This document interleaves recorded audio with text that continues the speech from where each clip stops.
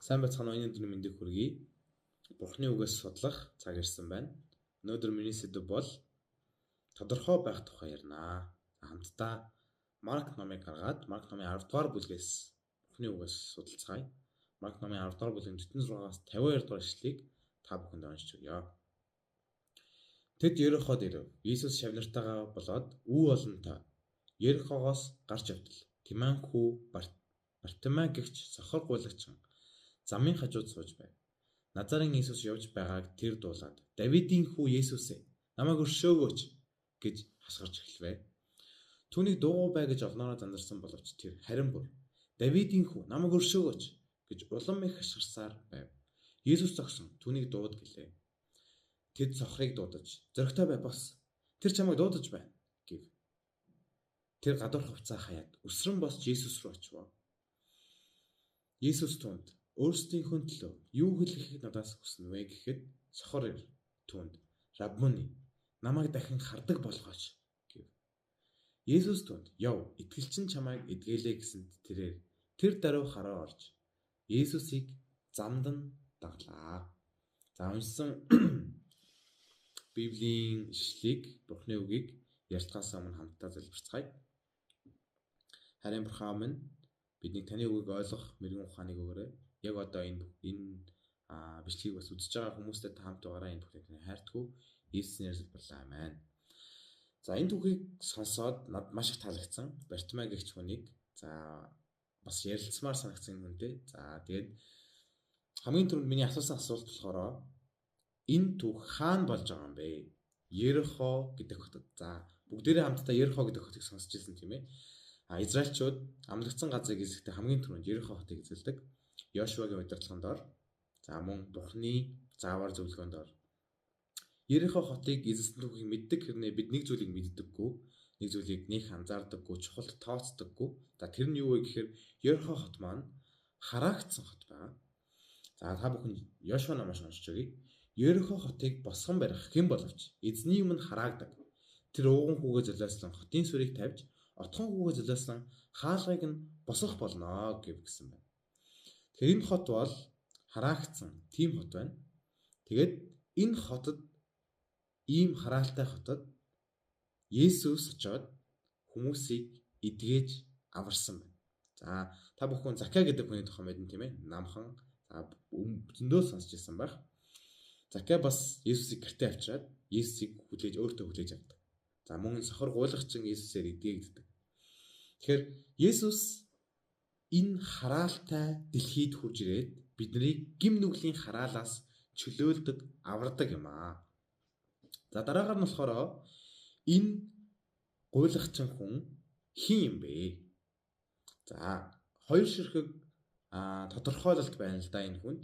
За Бартимей гэдэг нэг энэ хүнд болохоор хоёр ширхэг тодорхойлолт байна. Тэр нь болохоор нэгдүгээр сохор, хоёрдугаар гуйлагчин. Тэгээд энэ хүний хувьд бол бие махбодын хувьд сохор байсан. За тэгээд дээрэс нь гуйлагчин байсан. Гэхдээ сүнслэг байдлын хувьд энэ хүн сохор байгаагүй. Яагаад вэ гэхээр Есүс Христ энэ хүнд хэрэгтэй гэдгийг энэ хүн мэдсэн байна. Зарим хүмүүс сүнслэг байдлын хувьд сохор байдаг. Тэр сохор байх нь хамгийн аюултай гэж бид нар ярьдаг. За Есүс сохор хүмүүст хандаж сүнслэг байдлаараа сохор хүмүүст хандаж ингэж хэлсэн байна. Биеийн ертөнцид шүүлтийн төлөө ирсэн нь хардаггүйг хардаг. Харагсдыг сохор болгохын тулд юм гэж айлдав. Есүстэй хамт байсан фарисеучуд үүнийг сонсоод түүнд бид бас сохор байх нь уу гэхэд Есүс тэдэнд "Хэрв та нар сохор байсан бол нүгэлгүй байхсан. Гэтэл та нар бид харж байна гэж ярьдаг тул нүгэлч нь байсаар л байна" гэлээ. Бид өөрсдийнхөө сохор, өөрсдийнхөө гуйлагчин байгаа гэдгийг ойлгох хэрэгтэй. За энэ магадгүй миний хувьд ингээд харж байгаа ч гэсэн сүнслэг байдлын хувьд бид ямар сохор байна вэ? Фарисеучуд сохор байсан, сохор хിവэр үлдсэн, хараагүй, харах хүсэлж байгаагүй. Харин энэ сохор гуйлагчны хувьд гэх юм бол хэдий бие махбодын хувьд сохор байсан ч гэсэн өөрт нь Есүс хэрэгтэй гэдгийг ойлгосон байна. За тэгээд хамтдаа номноос яг энэ түүхийн нэг хэсгийг бас уншиж өгье та бүхэнд. Түүнийг Ериход ойртон ирэх үед нэгэн сохор хүн гуйлгаггүй замын хажууд сууж байв. Хажуугаар нь өнгөрөх олны дууг сонсоод тэр юу болоод байгааг лавлжээ. Назарын Иесус явж байгааг түүнд хэлэв. Тэгтэл мөнөөх сохор хүн Давидын хүү Есүсээ намайг өршөөгөөч. Хүмүүс түүнд Назарын Иесус явж байгаа гэж хэлсэн боловч энэ хүн Давидын хүү Есүсээ гэж Есүсийг дуудсан. За энэ юу гэсэн үг вэ гэхээр амлагдсан аврагч минь намайг өршөөгөөч, намайг авраач, намайг сонсооч гэж хэлсэн байна. Бусад хүмүүс өөрт нь Назарын Иесус гэж хэлсэн боловч хаана өсөж төрсөн, хаанаас гаралтай тэрийг хэлсэн боловч энэ хүний хувьд Иесус бол нөгөө нэг амлагдсан хүн юмаа гэдэг чухал байсан. За дээрэс нь хажуугаар нь олон хүн өнгөрсөн. Иесусыг олон хүн дагаж явж исэн. Тэгэд энэ гуйлгахчин хүнд олон хүн хажуугаар нь явж байна гэдэг нь нөгөө нэг гуйлга гуух маш том боломж гарч ирж байгаа. За хажуугаар нь олон хүн өнгөрөх тусам энэ хүнд бол сайн. Тэр олон хүн дундаас өөрт нь бас юм өгөх хүн бас зөндөө байсан байх боломжтой тийм ээ. Тэгтэл энэ хүн тэрүүхэн зуурын гуйлга гуухаас илүүтэйгээр Есүсээр эдгээгдэх, Есүсээр аврагдахыг илүүд тооцсон байна. Тэгээд хажуугаар нь өнгөрөх олны дууг сонсоод тэгээд энэ хүн тэдгээр хүмүүсийг хажуугаар нь өнгөрч байгаа хүмүүсийг биш харин Есүсийг дуудсан байна тийм ээ. Тэгээд дээрс нь Давидын хүү Есүсээ намайг өршөөгөөч гэж хасрах үед нэгэн сонирхолтой зүйл гарч байгаа. За 48 дугаар Марк номын 10 дугаар бүлгийн 48 дугаар ишлэлээр түүнийг дуу бай гэж олноороо зандарсан боловч тэр харин бүр чангаар илүү ихээр хашгирсаар байсан. Биднийг Есүсээ гэж дуудаад Есүст итгэх, Есүс дээр ирэх тэр үед хүмүүс бид нар яадаг вэ гэхээр чимээгүй бай. Дуу бай. Яах гэдэг. За ингээд асуудал гарч ирдэг тийм ээ. Яах гэж сүмж явдгийг. Яах гэж Есүс гэж юу юм гэд хүмүүс тиймэрхүү хандлагатай биднэрт ханддаг. Тэр бүхний хэлсэн хүмүүсийн хэлсэн чимээгүй бол дуу бай гэд олноороо зандарсан тэдгээр бүхий л зүйлс энэ сохор хүнд нөлөөлөөгүй харин ч бүр чангаар Давидын хүү намайг өршөөгөөч гэж хашгирч эхэлсэн. Тэгээд бусад хүмүүсийн хэлж байгаа эдгээр бүхий зүйлс тэр хүнд бол чухал ерөөсөө байгаагүй. Тэгээд тэр үед Есүс зогсоод сонсоод за бүгдээ зөсөөлцгөө. Есүс ингээ алхаа явж исэн чинь тэр араас Давидын хүү Есүсээ намайг өршөөгөөч хажуудлаас чимээг угачтай ямар ядаргаатай. Тэгээд Есүс тэрийг сонсоод түүнийг дууд гэж хэлсэн тийм ээ.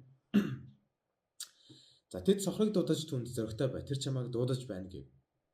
Тэр гадуур хувцаа хаяад үсрэн босч Есүс рүү очив. Сохор гуйлагчин хүнд гадуур хувцас гэдэг бол их чухал баг. За унтахтаа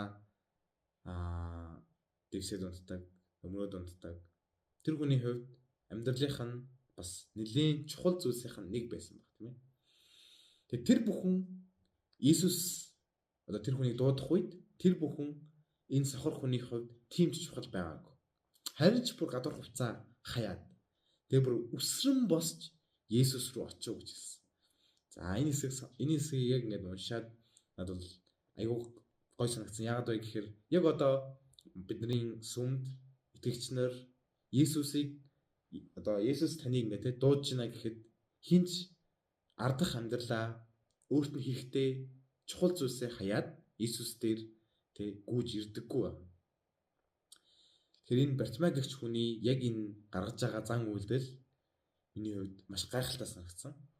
За тэгээ дараагаар нь болохоор Иесус түнд өөрсдийнхөө төлөө юу хэлэх надаас хүснэ вэ гэхэд сохор ир түнд намайг дахин хардаг болгооч гэсэн байна. Хүмүүс Есүс ингээд дууддаг юм байна л да. Есүс ингээд дууддаг. Есүс таныг дуудаж байна, аврал дуудаж байна гэж хэлдэг тийм ээ. Гэтэл хүмүүс хариу хэлдэг. За яг энэ тухай Исаи номон дээр хэлсэн байдаг.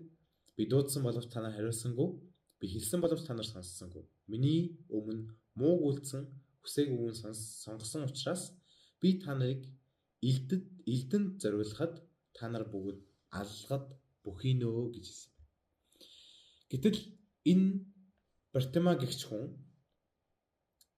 өөр чухал байсан зүйлээ хаяад бусад хүмүүс чимээгүй бай гэсэн боловч тэр бүхнийг тэ үүсгээд өөрт нь өөр хүмүүсээс ингээд гуйлгуугаад жоохон ч гэсэн ашиг олох тэр боломжийг орхиод Есүс рүү очиод Есүст хариу хэлсэн.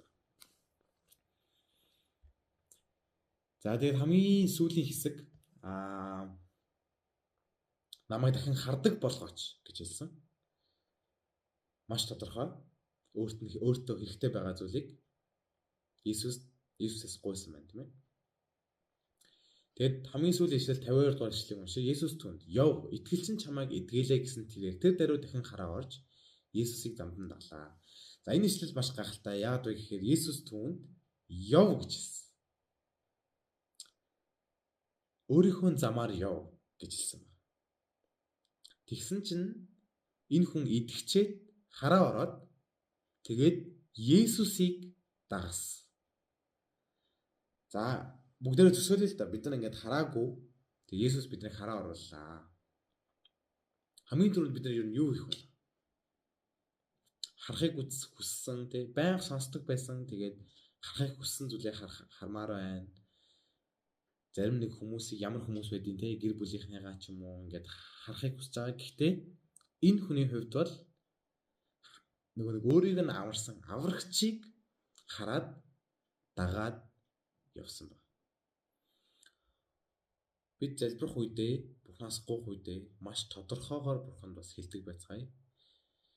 Бурхан бидний залбиралд хариулах үед, Бурхан биднэрт хараа оруулах үед, харин бидний хараа Иесус дээр байх болтугай. Хамтаа залбирцгаая. Харин Бурхан минь биднийг тань залбирх үед маш тодорхойгоор залбирдаг, гуйдаг тийм хүмүүс байхад туслаарай. Та биднийг эдгэж, хараа оруулж өгөөч.